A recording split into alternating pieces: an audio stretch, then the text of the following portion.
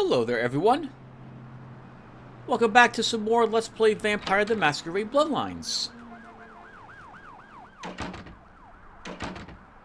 In the last episode, we went back to the hospital and investigated what had happened with Lily. Going down and checking the blood bank, we eventually found that she was locked up in a secret room, and they were probably draining her blood or doing some other things to her. It looked like they might have been torturing her for reasons I do not understand. We were able to free her, and she immediately set herself upon an orderly that had walked into the room, draining him of all of his blood, killing him. We talked with her. She had no clue what had happened to her and why she even did that. The beast had come over her, and I guess she didn't frenzy, but it would be very close to frenzying. She lost control of her faculties, and assaulted and killed that guy in order to feed. She must have been without blood for a long time, is my guess, or tried very hard to resist the temptation of feeding, and eventually just could not do so any longer. But we freed her, and we let her know about E. She informed us a little bit about thin bloods and what they are. After this, she ran out, and we were intercepted by Vandal, the gentleman working at the blood bank down below. And he let us know that because of what we did, he will not sell us blood any longer. We cannot buy it from him. And so, this means we'll have to rely on the people out here instead, if we want to continue to feed.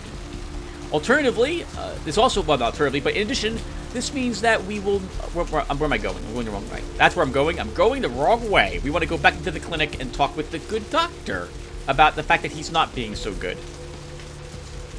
In any case, this also means that we won't have easy access to, effectively, blood potions for when we will not be around people we can feed on, which will occur several times during the course of this game. So this will be a bit of a hindrance for us, but I don't know another way to do this. We may be able to presence our way into Vandal giving us blood again, but we'll check on that later when our stats are a little higher.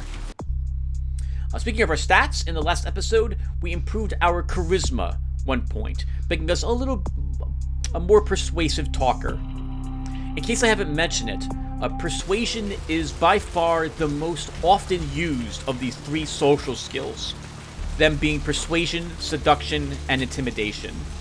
Seduction is the next most highly used in the game, and allows you to feed on people, where persuasion does not. And I think the highest skill for seduction is like 8 or 9. The last being intimidation, and if I recall correctly, they messed up intimidation in the base game, and it was almost never used.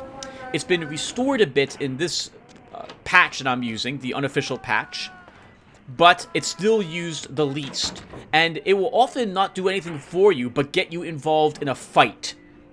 So keep that in mind if you decide you want to try to make an intimidation character. Well, we are here, though, to intimidate, I suppose, the doctor. And it just occurred to me, by the way, why she is here. Normally in the game, if I recall correctly, it's just him working on this poor guy with the bullet in his head. And that makes him a very easy target to feed on, which I totally did the last few times I played through the game. This will not be the case this time, though, because she is standing here, which means masquerade violation and possibly police interference if we were to do so. But we are here to, well, we're here to not remind, is that right? To make the doctor remember his wife and that he has a relationship with her and should stay truthful and honest to her and not have an affair on the side. If he wants to do that sort of thing, he should just break up with his wife and go through that first before he decides he wants to go with someone else instead. So we're going to see if we can convince him to stop doing what he is doing with whoever Paige is, and instead just focus on his wife. We're going to say that Lotaeri here, now was especially moved in his loss of having a normal relationship with people now that he's a vampire, and he wants to drill home to this good doctor, since we've seen that he is willing to throw away his, or might be willing to throw away his marriage for a fling, that this is not something he should do. But we might not get a chance to only do that with him. We might only be able to blackmail him, in which case, well, we'll just do that instead then. I told you, I will get to you when I can. Please take a seat. You, Malcolm? Your wife know about your affair? I don't think she would like it very much, Malcolm. And I don't think you would like the end result either. Get out of here. Can't you see I'm with a patient?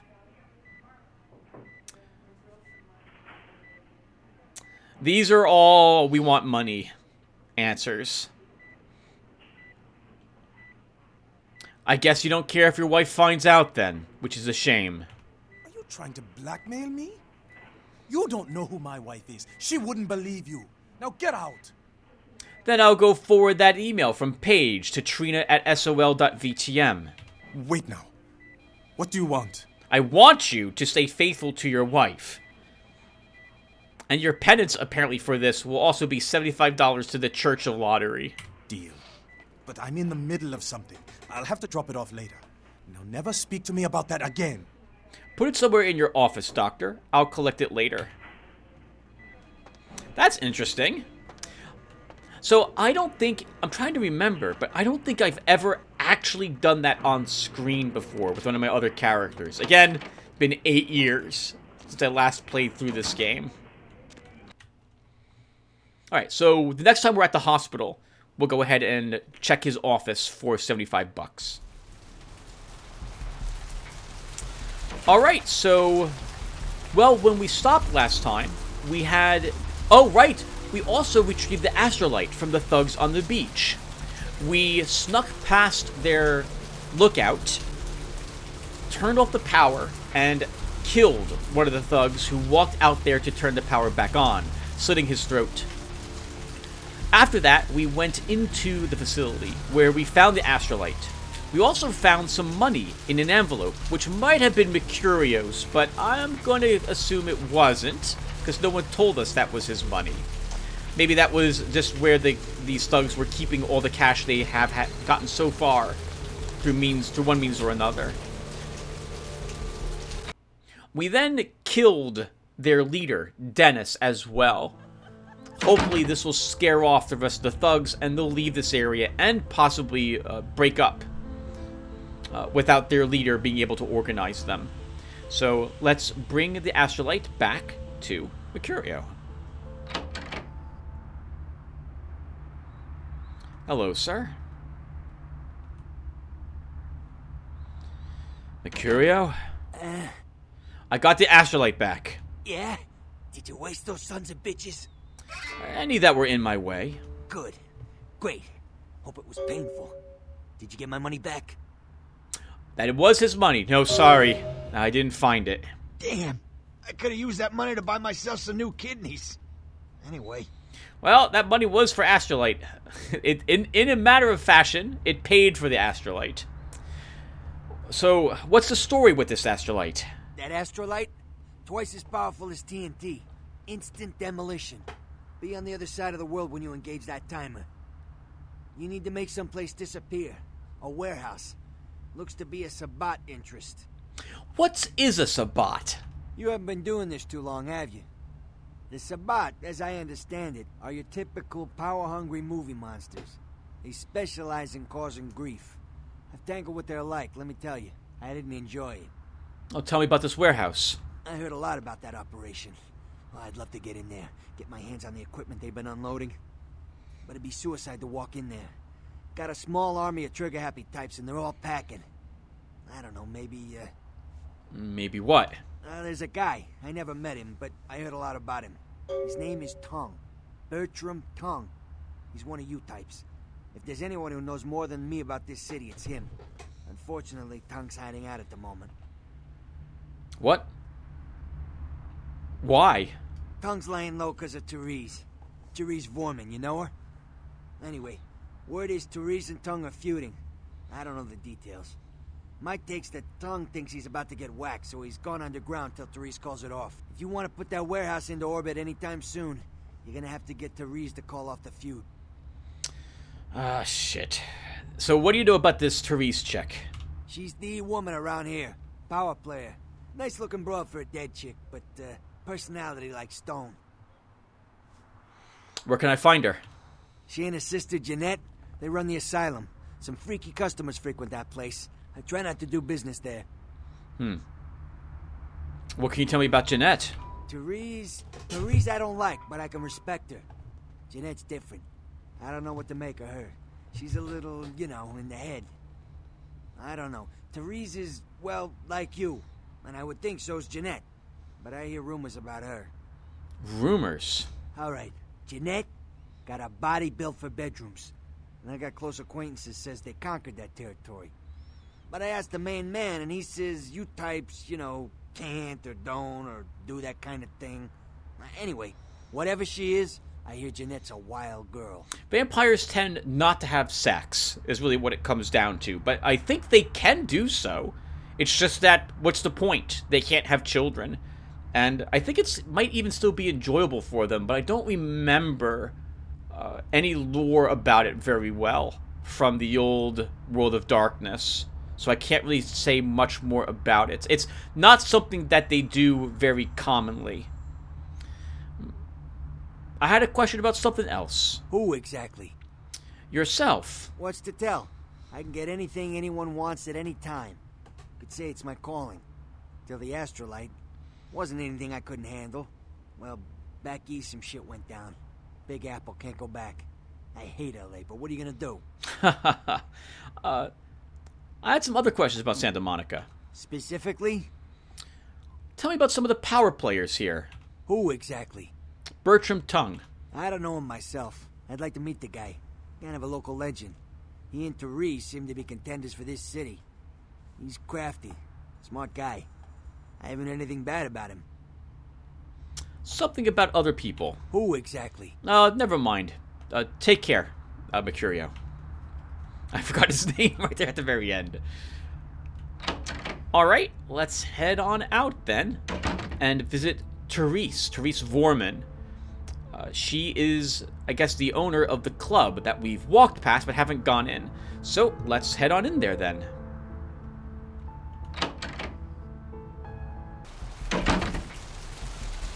Alright, everyone.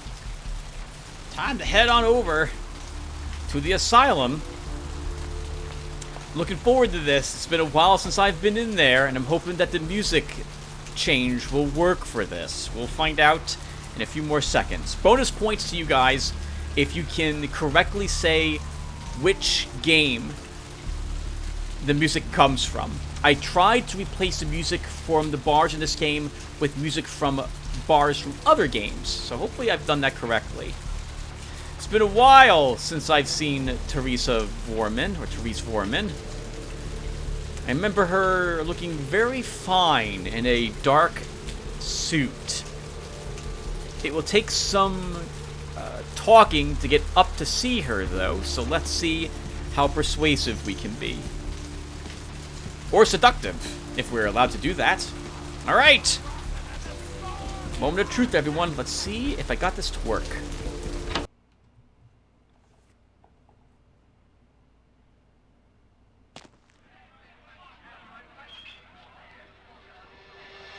Yes! Alright! Awesome! The music replaced successfully. Okay. Man.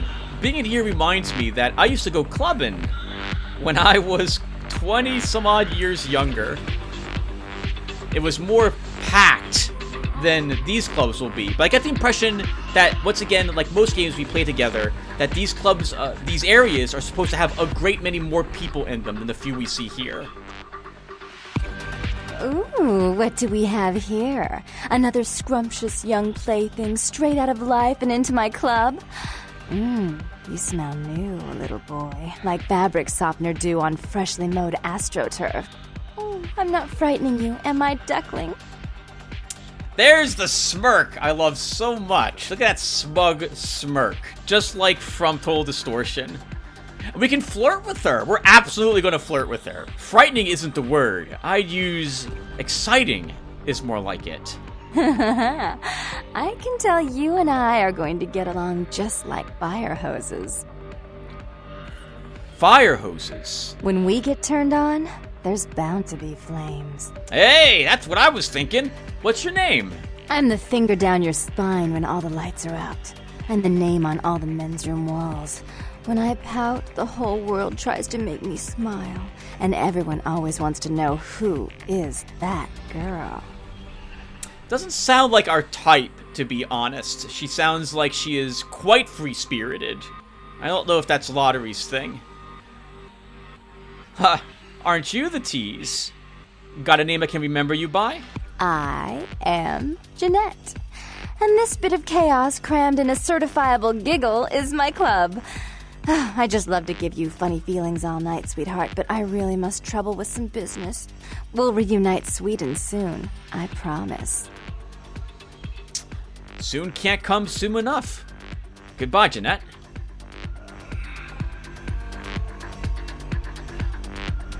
Oh no, I was about to say, a girl dressed like Succubus from World of Warcraft is blocking Jeanette from entering the elevator. Look at all the girls trying to take away her fire at the moment from us.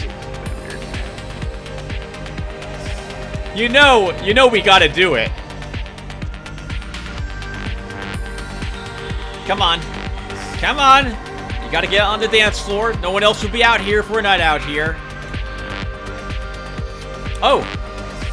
Yeah, look at her checking this out. She's like, I like this guy. Hey, what the heck? Oh, what? I'm with somebody. I think... Not interested. I think she's stuck. Hey! Not interested. No, she totally is interested. She's lying because she's dancing right behind us, like immediately behind us. Not interested. Hey, hold on. I'm going to move a little bit so we don't hear her. Mayhem, bro. I agree. Yeah, mayhem. All right, let's let them all be shuffled. Go your own way. Why is everyone yelling at me? I just want to dance around the floor. Yeah! Not interested. There we go. Okay. For someone who's not interested, she really has a habit of wanting to tell us that over and over and over again. Yeah, Lotaeri sandwich. Oh, we've got the cool goth girl dancing with us.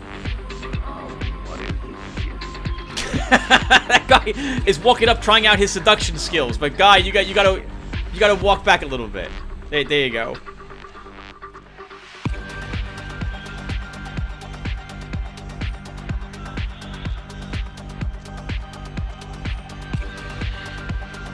Oh, right, yeah, and my father's here too. All right, look at him go. Yeah. He doesn't dance that well anymore. He's 70. I'm pretty sure he dressed it just like that last time. Yeah, this guy just waltzed right up and immediately started dancing. Good for him. Good for him, man. This is awesome. All right, well, we're done. All right, cool. Fucking mayhem, tragedy. All right, so Therese went up the elevator here.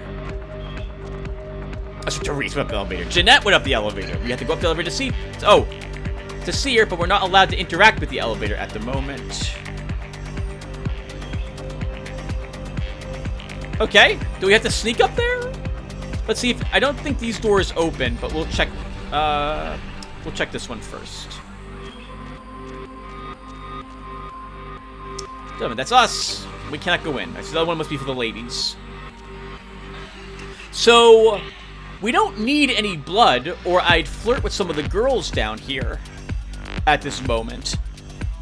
I think we can... Yep, we can flirt with her. And I think we can flirt with another girl up here, too, right? Yep, and her as well, if we want some blood. But we're at full blood capacity, so we don't need any, so we won't bother feeding them at on them at the moment. I really like the look of the goth girl.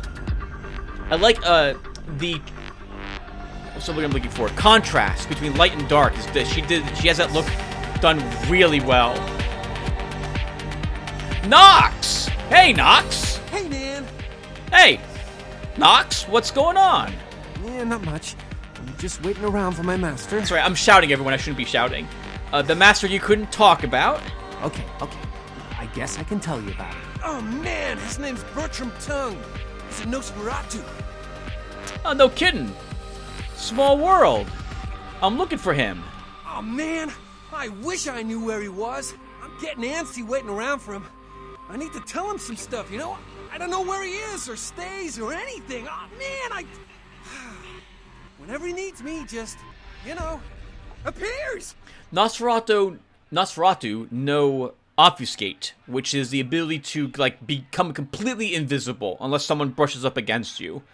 And I would imagine he has a few points in that. So yeah, I can imagine that Nox or anyone for that matter wouldn't see him until he's right on top of him.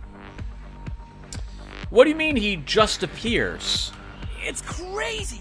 He just appears out of like thin air. The first time he appeared, bam! Like to give me a goddamn heart attack. Oh man, especially how he looks. Ugh. Yep, he's a Nosferatu, so he won't look very pretty. The first time. So why'd he choose you? Bertram says he's needed someone to do some things. Oh man, he'd been watching me work as a bounty hunter for a while, and bam, he picked me. Oh man, it's so cool. It's like a job promotion, only I get to like live forever and stuff. Oh, interesting. I wonder how long ago Nox was made a ghoul by Bertram. I'm imagining maybe it's been like at least probably 1 year. Can you tell me what he has you doing? Oh man, wow. Bertram had me keeping an eye on this guy. This Asian dude who's been poking around Santa Monica. Bertram thought he might be a vampire or something like a vampire. I don't know. Maybe we won't need to see Therese Vorbin if Nox here could get us into contact with Bertram Tongue. Tell me about this Asian dude. Oh man, this guy, this thing got wise to me. Now instead of me watching him, he's watching me, you know? I see this guy appear around me all the time, like off in the distance watching me. He'll warp up next to me. Oh man, then disappear. Sounds like it's messing with you. It's freaking me out. I know this thing is totally toying with me. I want to put a bullet in its head, but who knows if that'll do anything. So I was waiting till I talked to Bertram, but, well, hell if I know where he disappeared to. It's messed up. It does appear to be that way, Nox. Look, I didn't want to ask you, but since you're a kick-ass vampire and I'm just a lowly ghoul, would you mind getting rid of this thing? Oh, interesting. I don't know if Nox is being completely honest with us. Care to make it worth my while? Aw, come on, man. What could I possibly have that a frickin' vampire would want? When I hear from Bertram, I'll let him know you're looking for him. How's that? Come on, dude. Bertram's hiding out, Nox. I know that much. You're probably not likely to see him until we actually see him first.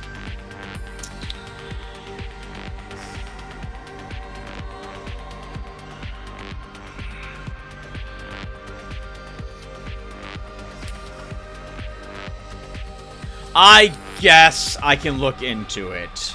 Hell yeah! Right on! Okay, like I said, he's some kind of Asian vampire thing, you know? The only clue I got is this driver's license that he dropped once while I was tailing him. I've been so freaked out that I haven't even had a chance to check it out. Driver's license? Shouldn't I tell you who he is? No. The picture on the license isn't him. I don't know why he had it, but, well, it might help you find out where he is and what he's doing. Here, take it. All right, I'll take care of it. Right on! Just come back and let me know the job's done so I can stop freaking out. Oh, man. Maybe I'll see Bertram by then. Hey, can you tell me where I can get some weapons? As a matter of fact, I can. Go see my man Trip at the pawn shop. He won't sell to just anyone, but tell him you know Nox, and he'll set you right up. Thanks, Nox. Take it easy.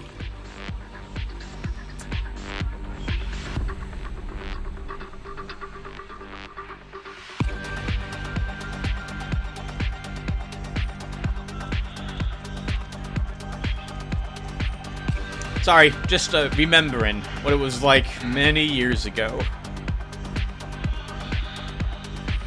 Alright, so, well, we can't go upstairs at the moment, so why not see if this quest will lead us to Mr. Tongue. Oh, let's walk outside and then we'll take a look at the driver's license that we got. Oh, and it just occurs to me, I know how to get up to see Therese. We have to get permission to take the elevator from this guy, the bartender. We're here now, so let's go ahead and do this as well. Get something for you, Chief? I'm looking for Therese. Know where I can find her? Therese? She's upstairs. She said she had business to attend to, but I can hear her and Jeanette bickering from here. Why do you need to see her? Oh, I don't really want to say 3, but if it'll get me up to see her. I called earlier about the bartending job they need to... I'm not gonna lie. I need to talk to her. Yeah, I hear that from everyone, pal. She expecting you or something?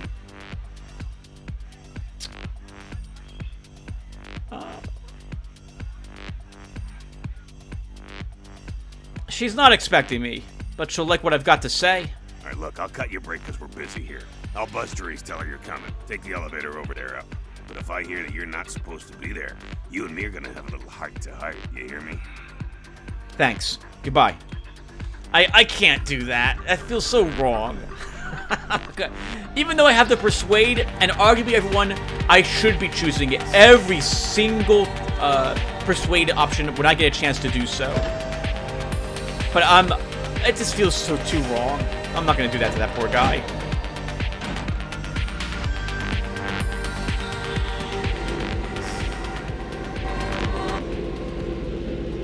And besides, I don't really see us working as a bartender here. If this whole working for the prince thing doesn't really pan out for us, I don't think I would work as a bartender for Therese. We haven't even met her yet. Your city? Last time I looked, it was called Santa Monica, not stuck-up bitch. So vulgar. I can't even look at you sometimes. Jezebel. Oh, Therese, you really do paint a flattering portrait of me with your turn-of-the-century barbs.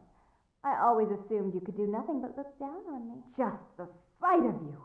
The sight of that wicked painted pout, concealing that dirty, diseased mind. Sin! You have no shame. Let she who is without sin cast the fierce tone. Go ahead and mock me. You pull your pranks, make fun of my ways. It suits you. You're just one big joke. Don't you call me that! Should I start calling a duck a pig as well? I'm your sister. How can you treat me like this? That's it, Jeanette. Run away from the truth. I'll take care of everything, as always. Interesting.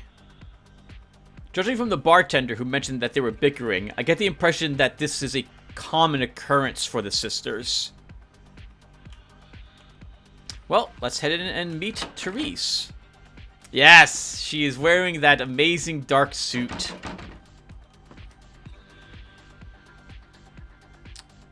She's twin sisters with Jeanette.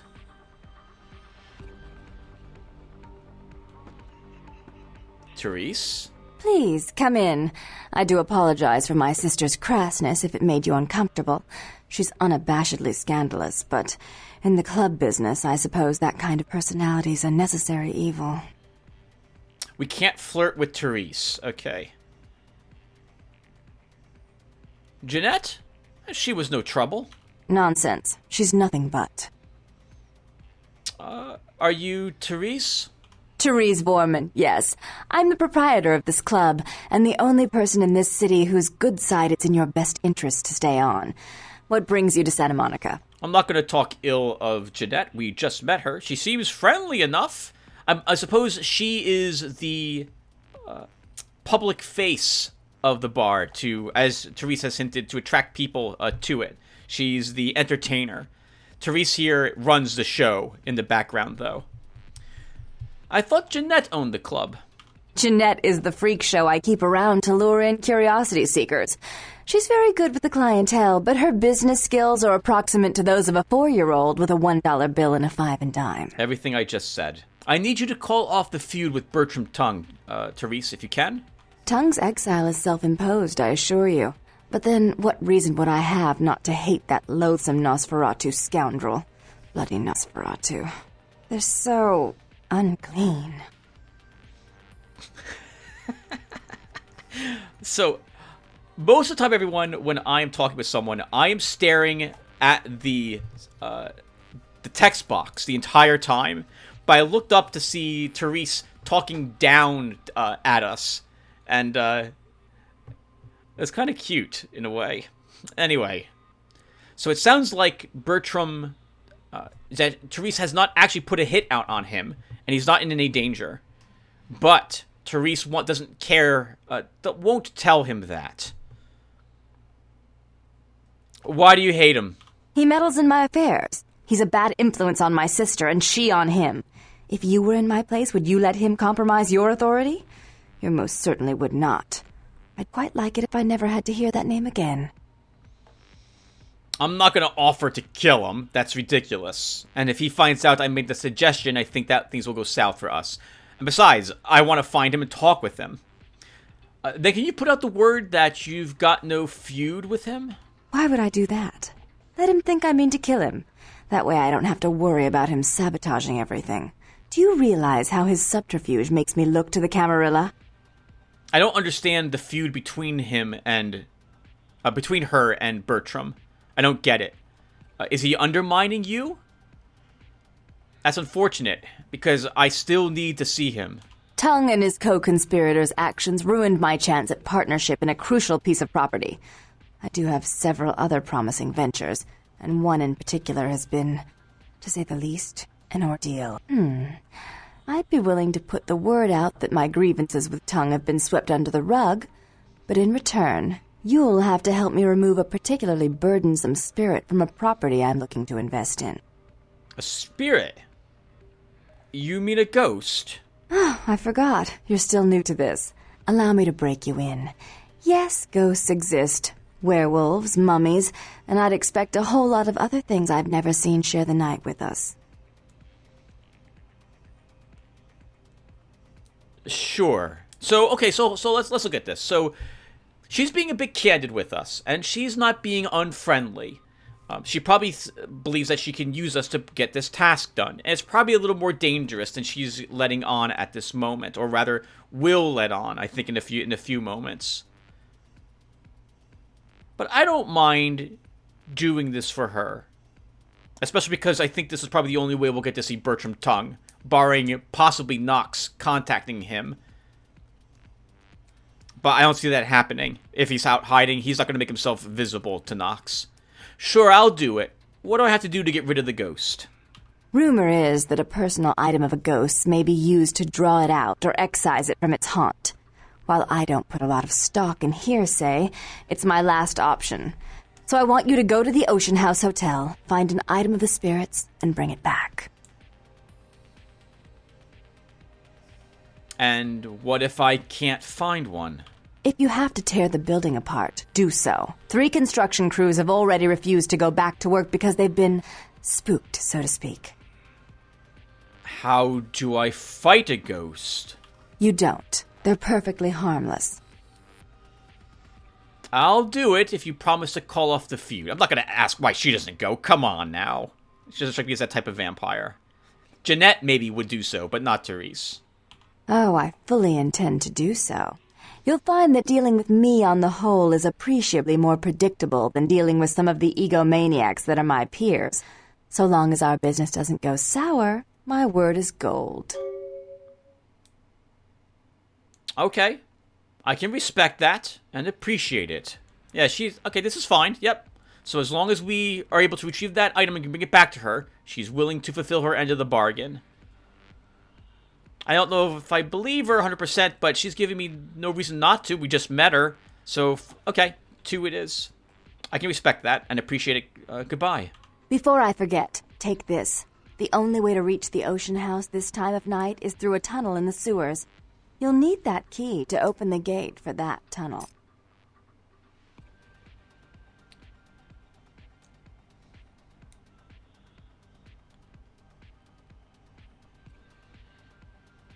I don't know if we want to go through the sewer system, but in all honesty, everyone, that is the only way to this place. I know it is. So, but maybe sewers. that's what it takes to get the job done. If you'll excuse me, I've got situations to set straight. One question, Therese. Tell me about your sister. Jeanette is the freak show I keep around to lure in... All right, we've already heard that. All right, thank you, Therese.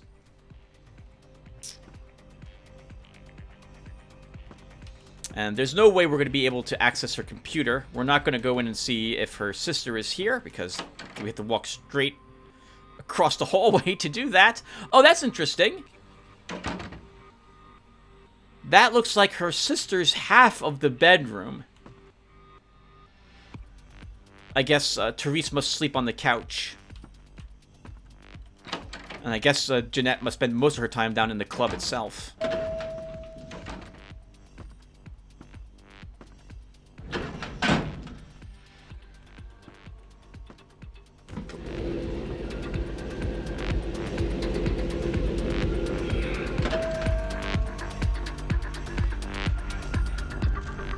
If we're not on the dance floor, no one else seems that interested in being on the dance floor.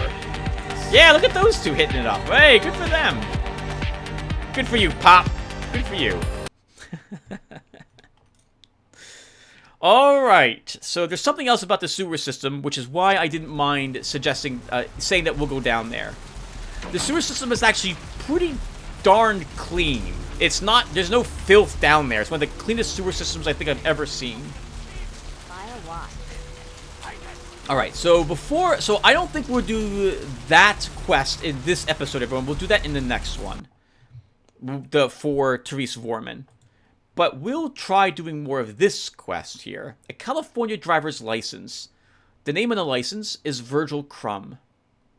So, the only thing we have to go on is a name. And the only thing we have to go on when it comes to names is Arthur Kilpatrick's computer. So why don't we go ahead and check out his computer and see where it leads us. Really quick, we didn't get any experience points for meeting Miss Vorman. These streets walk lead to the spinal columns of the great beast's hall. All you walk with the roots of this city wrap around the great worm. And all I have seen the squirming on the horizon. Man, this guy's not even finishing his sentences. He's so obsessed with what's coming next to his mind.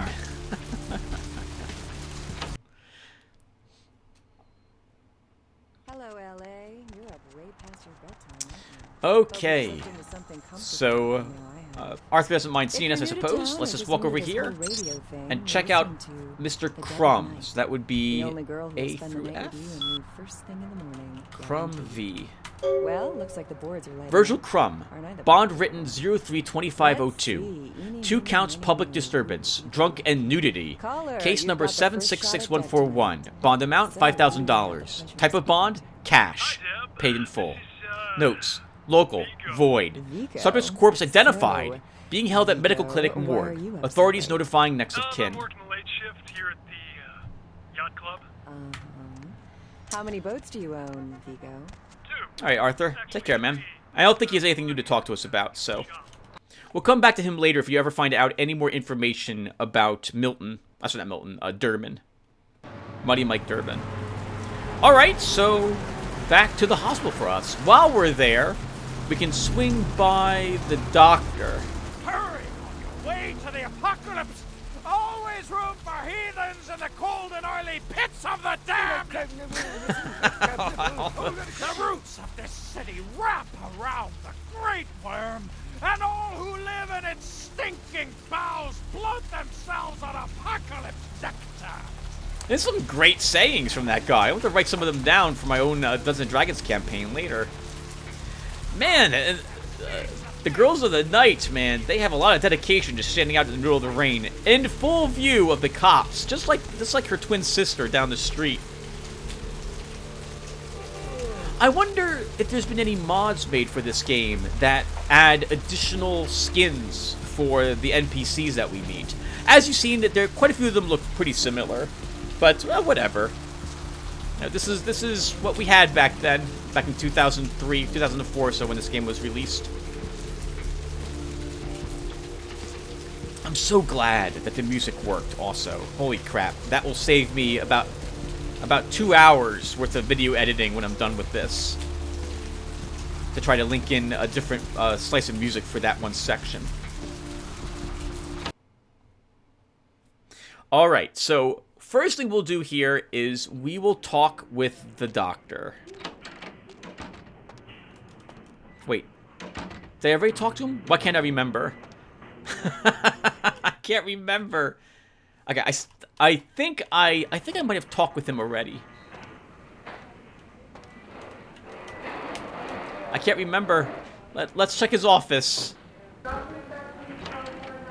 I did. Okay, I did talk with him. Oh, thank God. And he left the money clip up here. Okay, I thought I did. For some reason, I remembered his office had the money. I'm like, I would not have known that if I didn't talk with him. Well, that's no good. As you can see, I'm going to go ahead and leave the hand here as well.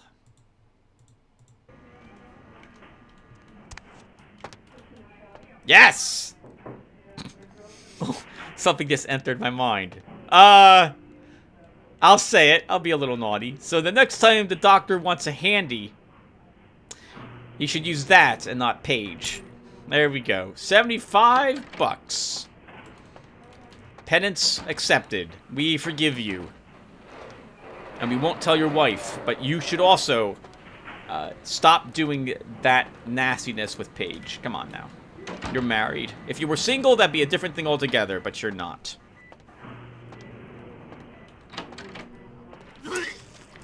What the heck?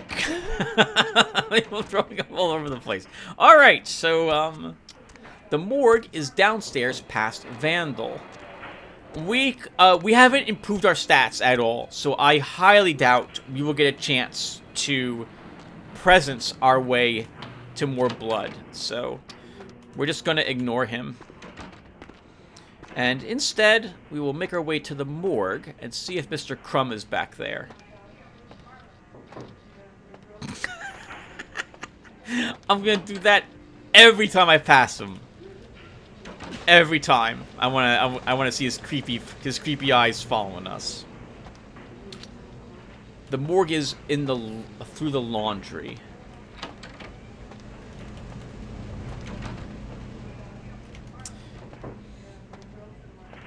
Ooh.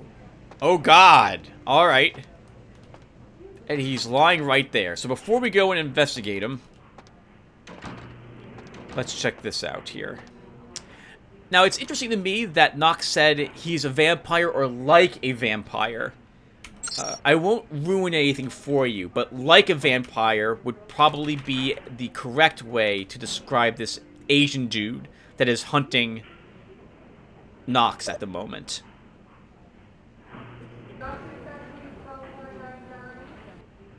Didn't we access this before? I thought we did. Cowbell. Did I not access this before? I'm pretty sure it's cowbell. It is. Maybe this was part of the episode that I decided to reshoot earlier when I had the issues with the recording, and that's why I know that password. Alright, well, let's look up the Crumb V. Subject died from heart failure. Personal items in storage B. I think storage B is the locker that's in that room. Heart failure. So he was scared to death? I remember him looking really creepy. Yep. Orange eyes? Orange eyes. Definitely potential zombie material for the future. If ever someone named Leon or Claire show up in town, everyone, let me know, because we gotta get out of this town as quick as possible. A silver ring. Looks like an engagement ring for a girl who's a single-day ATM's limit special. Foxy Box's key. It's just a key. There's not much to say about it. Well, that leads us to Foxy Boxes. We also now have 5 experience points, so at this point in the game, I should really consider if I'm going to take something like Celerity up a rank. And you know what, everyone? I think we're going to do that. Let's grab a point in Celerity. So, We gain level 3 speed. It costs 1 blood per activation and still lasts only 14 seconds. Is that right? No, I'm sorry, level 2 speed. Alright, done. What that also means is we can no longer use celerity and not break the Masquerade. So now we have to be careful when we use it. But I wasn't using it anyway, so not very much at least.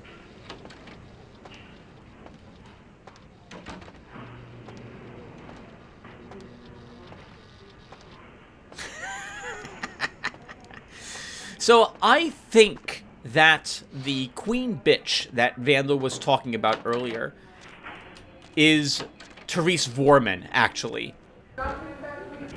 And I suspect that... Well, I don't know if Vandal... He must know about vampires if he was tormenting Lily down there.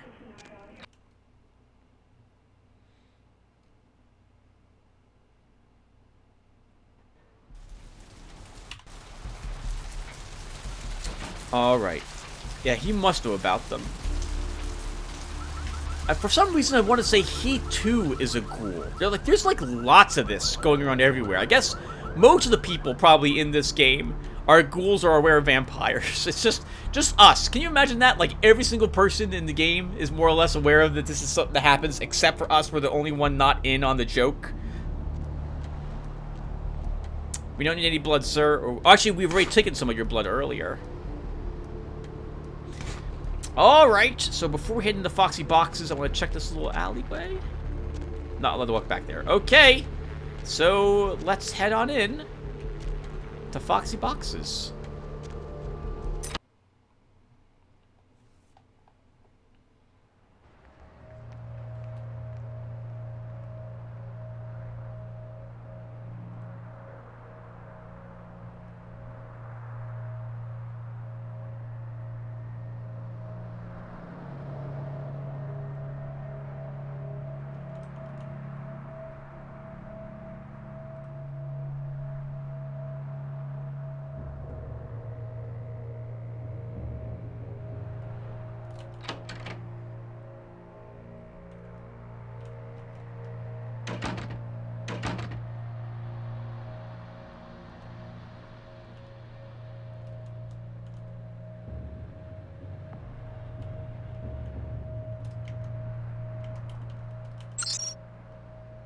Temple of Golden Virtue.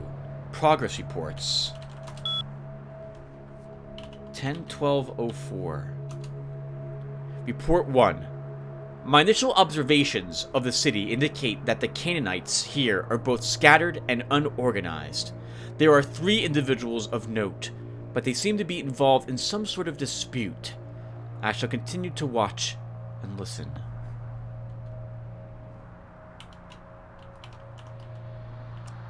10-18-04. These Canaanites are a curious and fragile race. They waste the gift of their immortality on petty scheming and fleshy gain. We will have little problems making this city our own. I think he's talking about for the 3, Tung, Jeanette, and Therese. Report 3. 3 days later, on the 21st. It seems that my presence here has been noted by one of the Canaanites, a Nosferatu, I believe they are called. He has entrusted the responsibility of my surveillance to a bumbling mortal fool. I have begun to follow this so-called spy, a small, amusing respite from my usual duties. 10-23-04. I have drawn the attention of a newcomer, an agent of the prince, who has discovered the corpse of Virgil Crumb. I know very little about this individual, but they seem much more resourceful than most Canaanites I have observed. I will prepare myself in the event that our paths cross, because an altercation seems imminent. If I do not survive, let my last report state that the Santa Monica is ripe for the taking. We'll find little resistance if we come in force. So he was aware that we were just looking at Virgil Crumb. He must have seen us walk and check on the computer system at Arthur Kilpatrick's. Maybe he has like he has some sort of root program on it that's able to detect when someone looked for Virgil Crumb, and let him know that we did that, and then also access the computer system in the hospital because we didn't see him there. But I also got the impression from whatchamacallit. Wait, oh, this has a door. I got the impression from Knox that he might have obfuscate as well.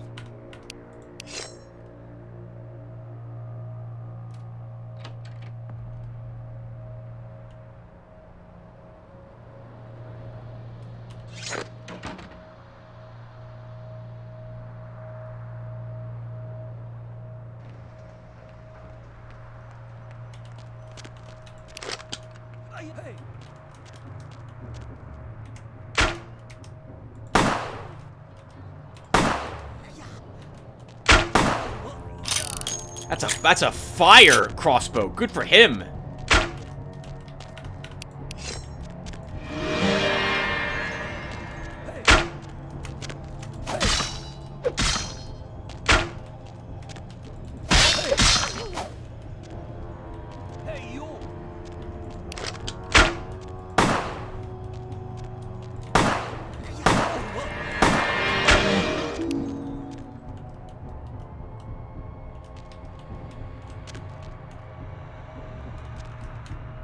He is extremely agile. Oh, God!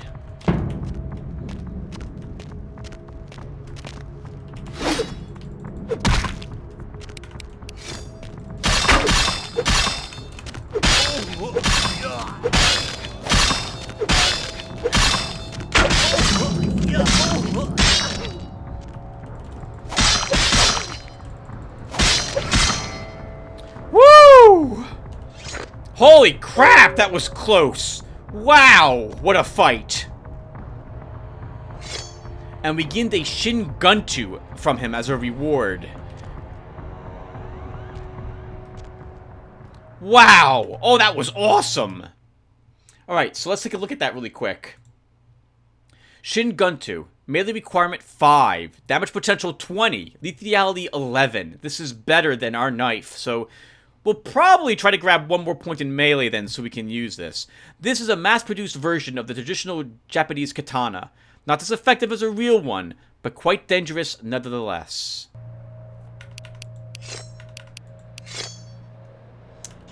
Longer range too. Wow, we came so close to dying there. That's interesting. Oh, it's only 1 blood to activate these. Really? For some reason, I thought it was 2 blood to activate both Celerity and Majesty. I would have used Majesty earlier. I think both of those really helped me in that fight. Majesty, at least temporarily, looks like it stunned him for a bit. Let me get some shots off on him. And then with our Celerity, let me jump up and hit him several times right there, near the end. Alright, so why don't we end this episode by letting Knox know that we dealt with his problem. And we'll also flirt with one of the girls at the bar and feed for a bit in order to recover our blood pool and get some life back.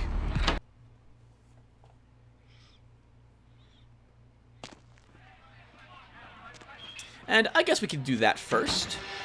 And talk to the cute redhead here. I like her outfit.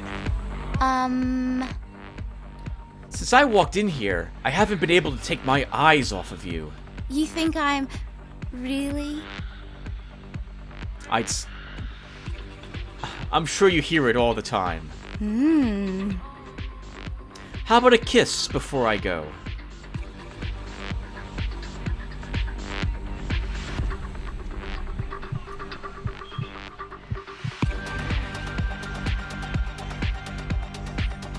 Thank you, miss. Notice how much life we recovered as well. About half of our life was recovered from feeding. And she will have the amount of blood we left her with. I think we can come back later if we need to. It's kind of awkward to think of them as blood banks, but I think the term for them is actually a blood bag, I think is the name. Basically, people that you can feed on occasionally, who willingly let you do so. Knox? Yo, dude, you do that thing yet? I did. You don't have to worry about it anymore. And you should get rid of this. Oh, thank God! Oh man, yes! That thing was hounding me like every night. Look, I still haven't heard anything from Bertram. Sorry, okay? I'll still let him know, but for now, I have no way to repay you. Any idea what that thing was? Bertram said it's like a vampire, but different. No, it's like what they have in China instead of vampires. He said lots of them have been coming to California for some reason. I don't know. That's interesting. I better be going. Alright, Knox, we'll come back and talk with you later then. So, I think he's talking about the Kuei Jin, I think is their name. And we'll find out more about them later on in the game.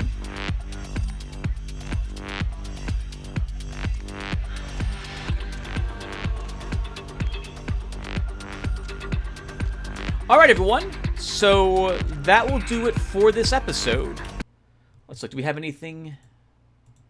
Oh, we gave him back... But we gave him, I think, the key card and the driver's license. And he probably just got rid of them. Alright, so I think I'll stop here, everyone. I'm going to head back to our apartment. And I'll read some comments, actually, from there. From anything I got on video 5, which I haven't uploaded quite yet. And then when we come back, we'll be ready to go into the sewer system and worm our way over to this hotel that Therese Forbin wants us to look into. So if you don't care about the comments, then thank you for watching what you did, and I will see you in the next one, I hope. And otherwise, stay on the line. I'll be right back in order to read some comments from the last video. Give me a few seconds. There, everyone. Alright, we're back at our haven, and it's time to read some of your guys' comments. Remember, there'll be no gameplay for here for the rest of the video. I'm just going to comment on the comments you guys have left, and let's get started. Alright, so Nostradamus says, when you get halfway through Vampire the Masquerade Redemption, you find out how ghouls work with vampire blood, and it's not something you can stop using after your natural lifespan. Gotcha. So, I guess, what would that be? So like around, I guess it's like 100 years. Once, at that point, you're probably pretty much guaranteed that if you ever stop getting fed the vampire blood, that will be it for you. Is there like a certain, how many days or months does it last until you have to have another fix? Is it like, I'm imagining it's like, well, actually judging from Mercurio mentioned once a month, right? So I guess it's around that, around once a month or so, in order to make sure that it's not running out. So, I mean, there's lots of drugs where you have to take them within a certain amount of time if you want to still have the effect, right? That actually, most drugs work that way. It's not a one-time use, and then... well, actually, so, like, vaccines, generally, once you get them, you don't have to take them again. Maybe occasionally you get a booster, like once every, like, 5 or 8 years, depending upon what the vaccine is for. But other drugs, like allergy medicine, you take it when you have symptoms, or in my case, I'm on all sorts of drugs, and I've got to take, like, one pill every, like, 12 hours to maintain the effect. Like, I'm on blood pressure medicine, for example. And so, I'm curious as to what that would be for the vampire blood. And again, based on what Mercurio says, it sounds like, at least for him, it's once a month. He's got to have it if he wants to have that consistent, stay the same and benefit from the blood to the fullest extent. Nostradamus also says, also, you were close in Vampire the Masquerade Redemption to the halfway point plot twist. Oh, okay. So, darn it! I wonder what it was. Maybe, so, I don't think we're going to have time this year to slip in another Vampire the Masquerade game, because it's just, this one's going to take like probably another 40 to 60 videos at least to get to the end, right? Well, actually, probably not at least, but probably around, 40 or 60 videos, 46 more hours left in the game. And if I upload that every other day, which I'm not doing currently for this, like every third day might be the case for this game, if I'm waiting to get comments from you guys and talk about them at the end of the videos, then we'll be done with this series sometime around December, I think. Well, It's always next year. Always next year. All right, Mr. Tree Space says, the nature of Vampire the Masquerade-Bloodlines is being hard to put down. Every time you try, you're like, I'll pop in and play around for a bit, and then bam, you're 4 hours deep. Yeah, that's definitely the case. So here, it's a little different being a YouTuber, because I know I'm on a timer here, so I try to be conscious of how much time I am playing the game for, so that I don't run over an hour if I can help it. Now, commenting on your comments is going to take like about 30 minutes or so at the end of these videos, and I mean, I don't mind that at all. I think it's great, but it does not impact what we're talking about at all, Tim, because we're not playing the game, we're talking about the game at the moment. But yeah, but I could totally see, if I wasn't recording this game, how you could easily not realize how much time has elapsed since you started playing. For me, it's turn-based strategy games. Every turn-based strategy game I play, I always lose track of time, because I get super addicted to like the one more turn way that these games work. Mr. Tree Space also says, the smirk comment made me think of Maria from Silent Hill 2. Not sure if you've had a chance to check that out, but it certainly is spooky. Oh, so I've not played any of the Silent Hills. I didn't own a PlayStation growing up. My parents bought us Nintendo systems, and when I was finally out of the house, my parents' house, I kept buying myself either new computers, putting them together, or buying other Nintendo systems. So the PlayStation wasn't something that I had access to or that I played. I encountered it in college eventually through some of my friends there, and they did not have any Silent Hills at that point either, and I never got to play them. They look amazing, though. They look like they're really creepy. I love the look of the monsters in the Silent Hill and the atmosphere in that game. The only PlayStation game I played that was scary were the Fatal Frame games, and I very much like those back when I had a PlayStation and PlayStation 2. Alright, we have Bum Number 1. Says, hey, when it comes to Vamp Blood for Ghouls comment, there is a supernatural addiction, and ghouls are 100% submissive to their master. As long as they are alive, vampires can command their ghouls to do anything, even if the vampire wants to be left alone. The only way a human might keep their independence is if they kill the vampire before drinking their blood. That's interesting. So we had talked about there being a like physical addiction to the blood, and I don't think there is any, in so much that your body doesn't. Well, I guess there is if you die after you don't take it, but that's not quite the same.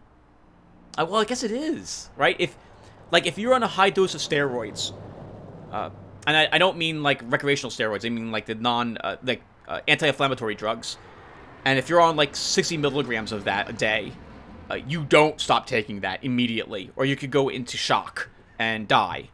And so I guess there is then a physical addiction to it, and also there also, I suppose, is a psychological addiction, or there could be, because you want to keep feeling the way that you feel when you're on this blood. And the supernatural addiction sounds like it's some sort of magical, or it's magical in nature. It reminds me, though, what you said, Bum Number 1, that like there are some diseases where it alters your state of mind in order to keep itself alive. Rabies. I've heard that if it reaches the symptom stage, first off, you're dead if it reaches that stage. There's nothing I think they can do at that point to save your life. Or if there is, it's like it's an awful cure, and it almost never works. And so your odds of surviving is like 1 in like a million, or even less than that, once rabies reaches that stage. But during that stage, I've heard that people with rabies, they will refuse to drink anything. That like they can't stand the thought of drinking anything at all. They'll freak out and violently attempt to push away any like water you try to give them or something like that, because the disease wants to be in their saliva in order to bite, someone else, to transmit itself to someone else. So maybe the blood has this effect on the ghoul, in a matter of speaking. I mean, vampirism could be considered a type of disease, I suppose, right? Like a bloodborne disease. Bun Number 1 then says, Dracula is a good example of an opportunistic ghoul. As for side effects, life comes at you fast when you don't get your fix. Old and ancient ghouls crumble to dust in a matter of days. Cancer comes back worse than ever, and aging goes faster to catch up. Okay, gotcha. So this reminds me of a movie that I watched when I was really young. I must have been 10 or so. And I think the movie was made in the 1930s. So it's an old black and white movie, I think. And I believe it was called Lost Horizons, where this plane crashed in the mountains of Tibet, and the survivors there ended up arriving in a place called Shangri-La. And this is this mythical place, supposedly, where no one ages when you go there, and where you get to keep, like, your turn to be, like, young again, or something of the sort. I don't remember exactly the lore of it now, and it's been many, many years, but one part of that movie stuck with me ever since I was a kid. And that is that the people who arrived there, they didn't age, and the people who were living there didn't age either. And so an invitation was eventually made for some of them to stay there if they wished. And some of them left, and they took some of the people that had been living in this location for many years, decades even. They fell in love with some of the newcomers, and they had relationships, and some of them left with the newcomers to go back out to the real world to live the rest of their lives with them. But the moment they left that location, in a matter of minutes, all of time caught up with them. So, like, one of the young, very pretty girls, when she left, she aged to, like, 83 in a matter of, like, 10 minutes and died in the mountain pass. Oh, it was so sad. I was, like, 11 at the time, but that really stood with me, the idea of that. So I guess something like that is what's happening with the Blood Hero and ghouls. But number 1 then says, it would be a blood junkie. An example for a blood junkie is a vampire hunter from the 1800s that is still alive today, killing and draining vamps. He is so dangerous that Camarilla have a no-contact policy and run on sight. They're hoping he dies of old age before he meets another vampire. Yeah, it's interesting. Yeah, just because vampire blood is in you and you have all these supernatural powers, someone else can be really good at what they do. Vampire hunters themselves are pretty powerful, right? And some know magic and other things of that sort. And so, yeah, if you get like a Father Anderson who's taking like a vampire blood out to kill you, oof. Everyone, you gotta run away from him. And I guess he's killing at least one vampire a day. And I guess vampire blood, like, you can probably bottle it or something like that, right? Just like what we have in our refrigerator. Just like what I think Vandal was doing to Lily to maybe give blood to someone else from her. I guess it must be another vampire he's feeding that blood to.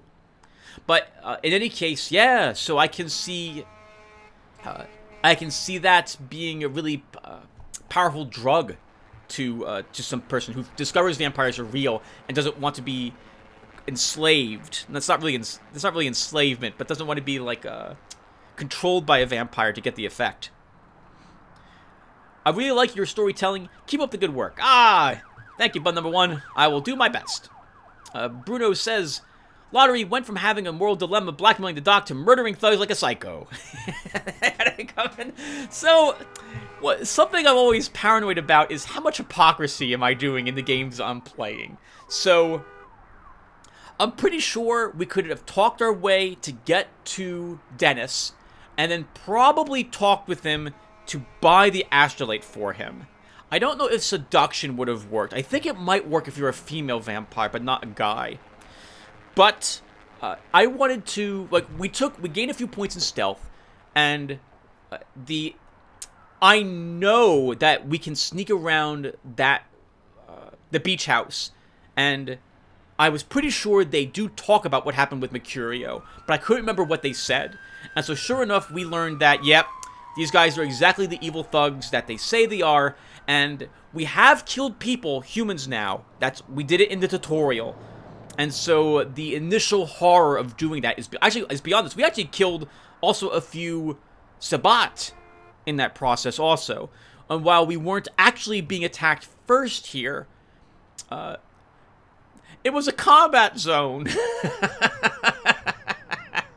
So we know we're not making Masquerade there because we've got we have the symbol in the upper left-hand corner of the screen telling us what type of area we're in, and so we know we can get away with it. So yeah, a bit of hypocrisy there maybe. You could probably expect a lot more of that going forward.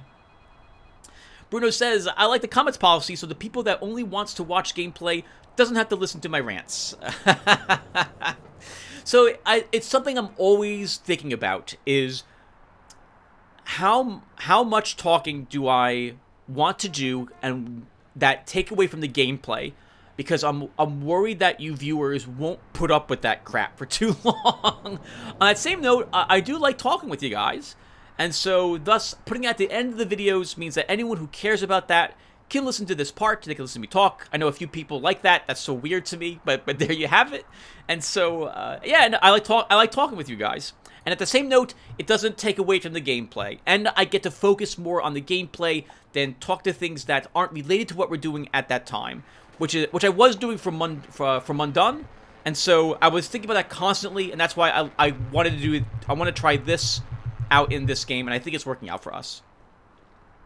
By the way, Bruno also says, by the way, I don't know if it's your cup of tea, and it's certainly not for spooky season, but these mad lads from Trokia also made Arcanum of Steamworks and Magic Obscura.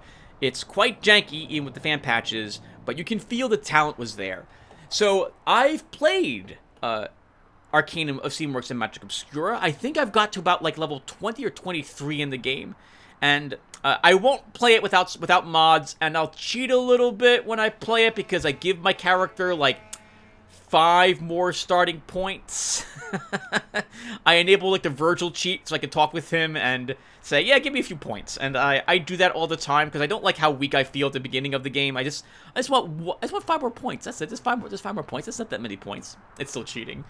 But in any case, I've gotten pretty far in the game. I didn't reach the plot twist. Like most games, I stopped playing it after a bit. I've tried several different characters, and I do like the game. The AI, though, in that game, I don't like it very much. It reminds me of the original Fallout series. Once the AI has locked onto a target, both your friends or the enemies, it doesn't move off that target. It stays on that target until it's dead. And I think that's based on closest. Most of the enemies I've seen, and the way my AI works is it targets closest first. And it's awful, if I'm gonna tell you the truth. I wish the turn-based combat was done differently. And I don't like the real-time combat mode in the game either. I hate it. So the story looks like it's good. I love the theme. I like the balancing that was done. I like the fan-made patches for it. I just don't like the AI. Yeah, it's too janky. I don't know if I would play that on my channel. There's so many other games I had to get to. We had to play through Ties of Numenera next. That won the poll. You remember? Like a year ago, I put up a poll. And that won for a long role-playing game. That won that one. And so I still have to play that. And that's going to take like 60 or 80 videos to do. There was someone who I liked watching his videos on. He never finished the game. I think his name is Tex from the Black Pants Legion. And he's played a little bit of it, so he didn't get very far in it, but I did like the few videos he made. They were really funny, and I liked watching them. And then Bruno also says, also remember, don't open it. Yep, I will not open it. I know what you're talking about, and since we got that warning, I will go ahead and not open it. We will do the appropriate thing. I don't know if I mentioned it, but when I had played a Morgue the first time, and I got to that part of the game, my Morgue's reaction was, however, candy or money, whatever is in here, it's going in my pockets. That was what I said for my original playthrough. Morgue's answer to that. That's what he decided to do. I felt like I really wanted to do it because I knew I shouldn't have done it. But I was like, I want to see what happens if I do this. And I was not disappointed. And then Bruno mentions some New Horizons stuff. I'll skip talking about what he mentions. And Bruno, I'll just mention this. I am aware of that patch. I know it's not translated. I'm waiting for it to be translated. And when it's released, I will give it a try. I'll fire back up our campaign. And we'll see if we run into the bug. And if we do, I'll just stop playing again right then and there. Jason Hawk says, wow, you actually mentioned me comment. Yeah, of course I did. I said I was going to go ahead and read all the comments I got. He says, that's very kind of you, sir. By the way, my last name is pronounced Hawk, like those hunter birds. Yep. And that's why I'm calling it Jason Hawk. Thank you so much for telling me, by the way. If ever I get your name mispronounced, please tell me, and I will do my best to correct it. I have a big problem that I constantly mispronounce words. I mentioned this in my Mundan video at one section, but like, for example, the word chitin is Chitin, I believe, but I pronounced it for decades as chitin. I did not realize how to correctly pronounce it. And I did that as well with, I think the word is, oh, I don't know what it is. Never mind, I'm going to skip it, because I have to stop to think about how I'm supposed to say it, and I don't say it correctly. So let's skip the other example, and we're going to move on. All right, and then Jason Hawk also says, oh my god, Lily killed Dr. Phil. So, I forgot that Dr. Phil is actually someone you can talk to down there in the hospital, and I think he might be working with Vandal or something, and you find out he's not really a bright lad, and in addition, I don't think he's a doctor. I think he's an orderly, and he and Vandal are the ones draining Lily's blood and maybe feeding her a little bit of blood so she gets hers back, and then draining her of her blood in the future. And well, it's not that upsetting that he dies, but he's not Dr. Phil. Well, that would be funny. Who would Oprah bring on her show if Dr. Phil is dead? And then the Knight That Say Nay has said, I don't think that the shopkeeper pirate and selling books to you being classified as cheating in my book. My own personalized way to categorize these things is as 3 different aspects of abusing the game. And before I get to read this, I will say that I do agree with you, Knight That Say Nay. I feel there were different thresholds, levels, ranks of not really cheating, but taking advantage of the mechanics in the game. And some, I would classify some as cheating and some as exploits. But let's go ahead and read what you say, and I'll say what I think as well. So, Knight That Say Nay says, the first is cheesing. When cheesing a game, you are using a mechanic or system in the game to its utmost limit, often far more so than the developers intended. This category usually requires lots of skills and or game knowledge. An example being using the computer AI to your advantage to do stupid things, and thus simplifying things to the player. This is usually frowned upon by role players, but is something of a min-max player would classify as tactics. Yes, and so, back to your statements, Bruno, on New Horizons, for example. There is a way to cheese the AI, because you can, one of the spells in New Horizons, for example, is the ability to summon this spirit of a corpse. And the spirit has a super high amount of defense, because it's a ghost. And the AI is too stupid not to attack it. Because if it's the closest thing to them, they will just attack it, and assuming those creatures have stamina, they will eventually reach 0 stamina, and then you can slaughter them.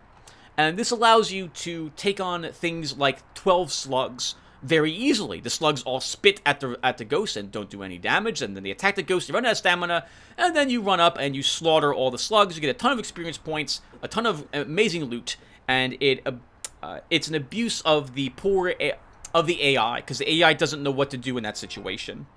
And so yeah, so I can see cheesing. And yeah, so I don't think. And so going with this as one of the aspects, like to say, that you talk about, I think that probably selling the books would probably be. What do you think? Probably be. Well, hold on. Well, let's get back to that. So let's keep. So yeah. So I think I can agree with that definition of cheesing. The second Knight That Say Nay says is exploiting. This is when you have successfully broken the game by using glitches or bugs to generate often a ludicrous advantage or merely skipping part of the game. This is often frowned upon by gamers, but is generally not a big deal, as many rely on these techniques to optimize gameplay experience or efficiency, especially speedrunners and min-maxers. Yep.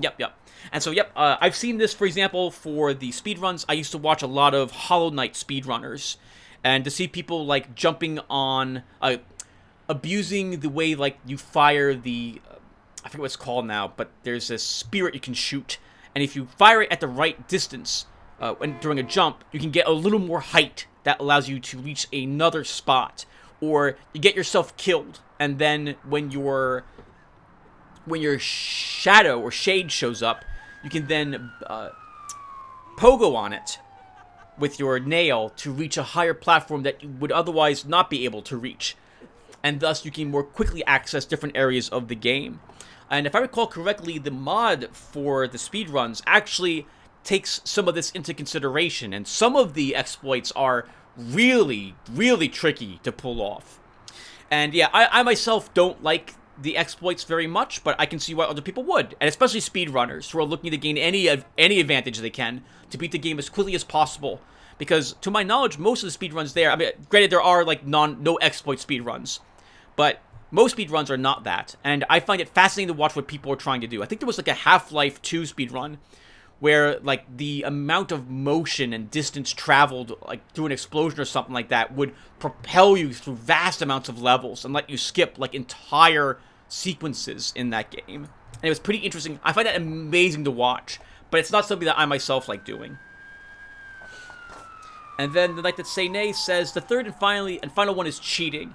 This is, as you can guess, when you're obviously cheating by using an out-of-game tool to generate advantages, such as console commands. Cheat engine is heavily frowned upon. Technically, modding is part of this category using my definitions. But hey, I love modding done right, so can you really call that cheating? So I guess you could, like, I mean, I made a mod for Darkest Dungeon a long time ago. Please don't look it up or download it at this point. I haven't maintained it in, like, 3 years. And I keep meaning to update it, and I just haven't gotten around to it again. But I did some modding of my own in order to balance games. And I've done that in my Armageddon Empires games as well. I have tweaked the numbers on some things and changed the way that tech worked for the Machine Empire. Even in the Occult Chronicles, I added additional options for you that weren't there originally. And this could be considered cheating because they're not there normally. I do try to make sure that everything I'm doing is balanced because I don't want it to feel like you have a real advantage over something else, but I'm adding more options into the game. And I have used Cheat Engine. You see me use Cheat Engine in Underworld if you watch that series in order to have the merchants refresh their inventory faster. I don't really view that as... it is cheating because I'm using the Cheat Engine, but all that does is save me an hour's worth of real-life time waiting for the merchants to do it normally. I have also cheated in Eodor Genesis, New Horizons, because when the AI was glitching and giving itself the hyper levels, I would just give up and give myself like 40,000 gold, 40,000 mana, and put dragons in my army and just steamroll them because I was tired of how the AI was cheating. So yeah, I can agree with all three of these definitions. And so then, like to say, they says, my point with this paragraph of a comment is that I wouldn't truly classify duplicating the book as the second option, exploiting, but instead something closer to cheesing it, as here you are limited by the value resource that is money, which you are spending to upgrade your character instead of getting other advantages such as blood packs, etc. Right, and so I do find it kind of a happy medium here, because I am taking advantage of the fact that the game is working this way. I can buy that book from the merchant back multiple times when normally I could not do that. However, number one, this means that I'm giving up a free point, because I have to buy the book, I have to sell the book, and then the first book I buy back, well, I gotta pay money for that point. And if I want the other point, I gotta do it right then and there with money as well. So it turns out to be, what is that? So it's $108 for those 2 points, but minus 15 bucks because I sold the book. So it's 93 bucks for 2 points of experience for those 3 skills. So it's just under $300, which at the beginning of the game, that's a decent amount of money. Those could have been some blood packs from whatchamacallit, from Vandal. I could have bought a blue blood pack and a normal blood pack for that cash, just about. So yeah, so I would view that as, I kind of would probably view it as an exploit, because I am taking advantage of a system that I know is there, but it is probably a little bit more balanced than just selling him books for full price and then buying those books back at full price. So there is some cost to it. People would probably argue that that cost is not significant, but I believe that like that computer book was sold by that guy in the non-fan-made patch that we're using the unofficial patch, which has a bunch of stuff we added into the game and some balancing done to it, well, all which I like. But I think in the normal game, those the Computers for Grandma book, I think that is sold by Trip naturally. For $54. And so, I just kind of re-enabled that and then, you know, exploit the game to get more points. Hope you guys don't mind that so much. And thusly says, like to say, you are in between cheesing the game and exploited. Okay, yeah, that'd be kind of fair. I would agree with that. And I would say that, in my opinion, there is nothing morally wrong in abusing the game in this matter. And to be honest, I have no right to morally judge someone how they play a single-player game, for crying out loud. Well, I mean, yeah, that's true. That's true. But you have a right not to like it, right? And so I want to make sure that what I'm doing is considered fair from you guys in some regards. And I hope you guys are forgiving when you guys don't agree with me in that regard. I will tend, like, what you saw me do right there to get those points, that's the only time I'm doing it. All the other books I'm going to buy, I'm going to use them right then and there, rather than take them back to someone and sell them. And I can't think of any other exploit or way to cheese a game that I'm going to do here. Beyond just having some meta knowledge upon, like, a skill check that I need to have done here or there in order to maybe give me a chance to successfully do a quest or pass a social challenge skill.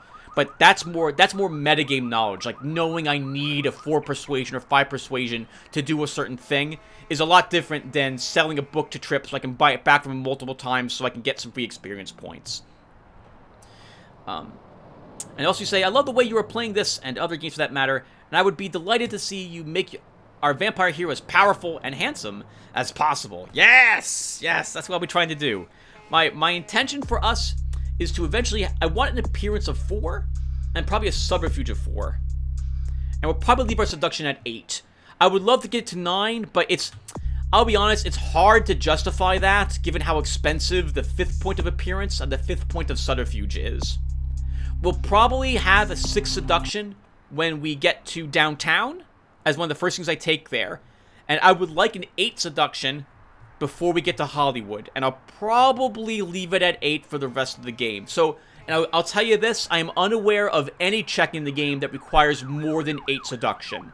I don't think there's any reason to go higher than that. Maybe there's a reason to get 9 in, like, one check somewhere.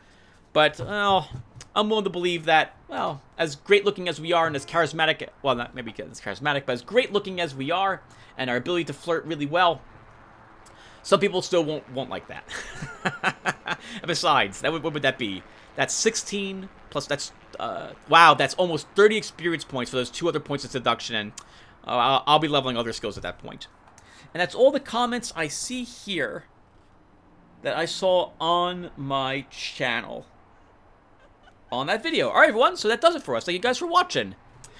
And I will hopefully see you next one, which I'm going to start recording right now.